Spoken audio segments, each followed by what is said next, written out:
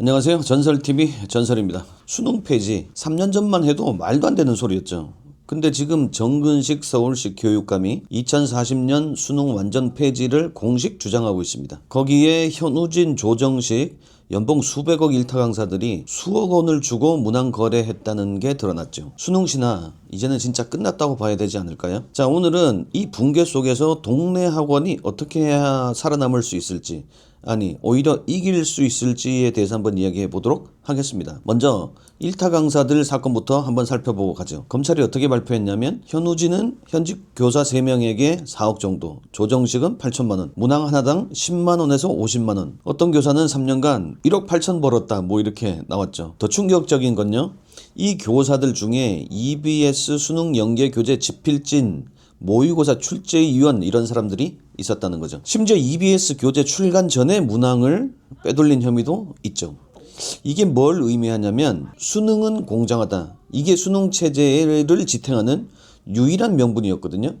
그런데 그 공정성이 돈으로 거래되고 있었던 겁니다. 강훈식 비서실장 말대로 공정한 대한민국의 출발은 반칙 없는 입시제도, 그거잖아요.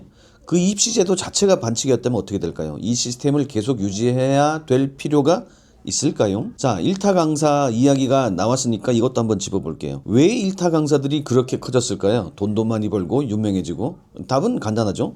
수능 콘텐츠는 이미 온라인이 다 가져갔거든요. 냉정하게 말하면 지방이나 동네 학원의 최상위권 학생을 완벽하게 지도할 강사가 몇이나 있겠습니까? 학생들이 더 잘 알죠. 고1 여름만 지나도 공부 좀 한다는 지방 애들은 인강으로 빠집니다. 왜? 지방은 동네 학원 선생님이 모르는 문제들이 좀 있잖아요. 그죠? 물론 그런 거 잘하시는 분들도 있겠죠. 하지만 학생들이 한 번이라도 선생님 좀 못하시는데 라는 걸 경험하면 거기 앉아 있을 이유가 없습니다. 그래서 똑똑한 애들은 지방 애들일수록 인강 쪽으로 많이 빠지게 됐던 거죠. 거기에다가 학부모 세대도 많이 바뀌었습니다. 5에서 7년 후면 인강으로 공부해서 대학 간 세대들이 이제 초등 학부모가 되잖아요. 그러니까 이분들은 온라인 교육을 그 효율을 몸으로 배우고 알고 있는 분들입니다. 굳이 실력 없는 오프라인 학원에 보낼 필요가 있나, 이렇게 생각하는 분들이죠. 자, 그러면 오프라인 학원들은 다 망해야 하나? 절대 아니죠. 오히려 기회입니다. 그 핵심은 뭐냐면 탈수능화죠. 정근식 교육감이 뭐라고 했냐면요, 2033학년도부터 내신 수능 전과목 절대평가, 2040년도부터는 수능 완전 폐지. 자, 수능에 힘이 빠지면 뭐가 떠오를까요? 예, 수시, 즉 내신입니다. 지금도 이미 그렇죠. 지방이나 비학군지 학생들 90%는 수시로 가고 싶어 합니다. 정시 볼라는 애들 없죠. 저희 학원만 해도 정시 파이터 옛날엔 좀 있었죠. 지금 정시 파이터 전혀 없습니다. 그럼 그런 학생들한테 필요한 게 뭘까요? 바로 자기 학교의 내신 자료들입니다. 지금도 이미 그렇죠. 일타 강사들, 서울 본사의 일타 강사들이 우리 학교 내신 대비 자료들을 가지고 있을까요? 대치동 일타 강사가 우리 학교 내신 대비에 최적화되어 있을까요?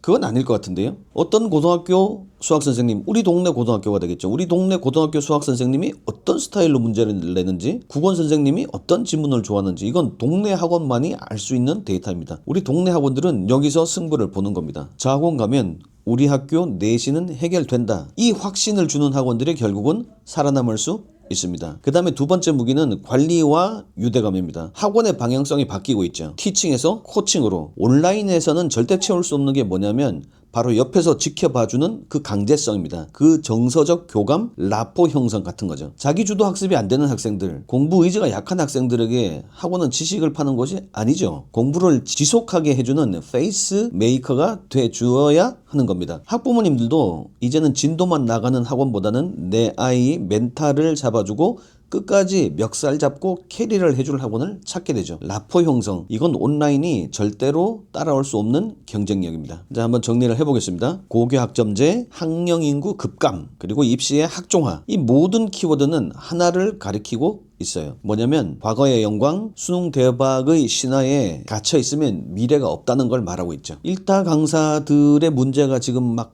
사회적 문제가 되고 있는 지금, 투명하고 밀착된 관리를 제공하는 동네 학원은 오히려 엄청난 기회의 문이 열리고 있다, 이렇게 볼 수 있습니다. 누군가는 위기라고 말할 때 변화를 읽어내고 미리 준비한 사람은 새로운 시대의 승자가 될 수 있습니다. 분명한 것은 수능의 시대가 저물고 있습니다. 수능의 시대가 저무는 지금 과거에 얽매이지 말고 새로운 미래를 선점하면 동네 학원에게도 충분한 미래가 있습니다. 여러분, 수능의 시대 끝났습니다. 그럼 어떡하지? 우리 학원 다 망해야 되나? 아닙니다. 오히려 동네 학원들한테는 기회가 될 수 있습니다. 이 기회를 한번 잡아보시기 바랍니다. 감사합니다. 내용이 마음에 드셨다면 구독, 좋아요 부탁드립니다.